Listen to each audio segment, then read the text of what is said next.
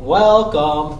What I want to do is show you how to find the midpoint of these two coordinate points. So to do that, what we're going to use is the midpoint formula, right? Kind of seems pretty obvious. So the midpoint formula says that if you take any 2 points, x2 plus x1 and y2 plus y1, if you take any 2 points, you can find the midpoint of them by adding up the x coordinates and dividing by 2. We'll find the middle of those 2 coordinates, and then if you add up your you add up your 2 y coordinates and divide by 2, you'll be able to find the middle or the midpoint of those 2 coordinates. Combining those 2 points together, those 2 middle points, creates our midpoint. And we call that midpoint because what we have here is a line segment. If we were to connect these 2 points, these would be the endpoints, and the point that'd be on that line, but in the middle of those 2 points, is our midpoint. So now what we're going to do is I labeled x1 and x2 just because we need to label one to be x1 and one to be x2. It doesn't matter which one you label as x1, x2. You just need to understand that your first point, your first coordinate is always your x value, and your second point or second coordinate is always your y coordinate.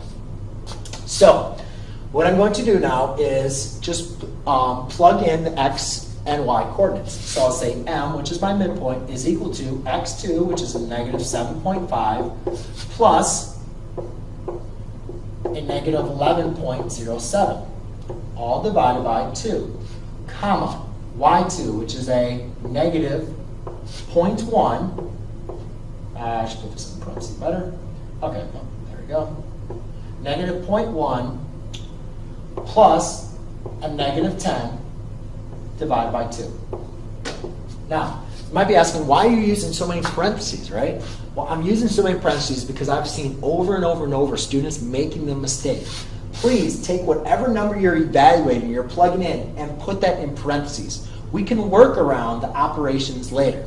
So what I have is a negative number plus a negative number, which I know is going to give me a negative number. But sometimes if you want to put the parentheses, some students might have left out the addition sign and would have done subtraction, and then the whole problem would have gone wrong.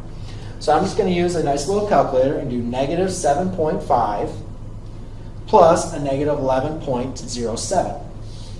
Well, you should know the answer here. If you can just add them up right there, it's negative 18.57 divided by 2. And to make sure I didn't do any mental math, got it right. Here, you can do the same thing. Just plug in your calculator, or you can also see negative 0.1 plus negative 10.1, or that's just going to be a negative 10.1 divided by 2. All right? So now I need to divide both of these numbers by 2. And you could do this in your head as well, or you can just double check in your calculator to make sure that you have all the math correct. So for this one, for a negative 18.57 divided by 2, I get a negative 9.285, comma, negative 10.1 divided by 2 equals a negative 5.05.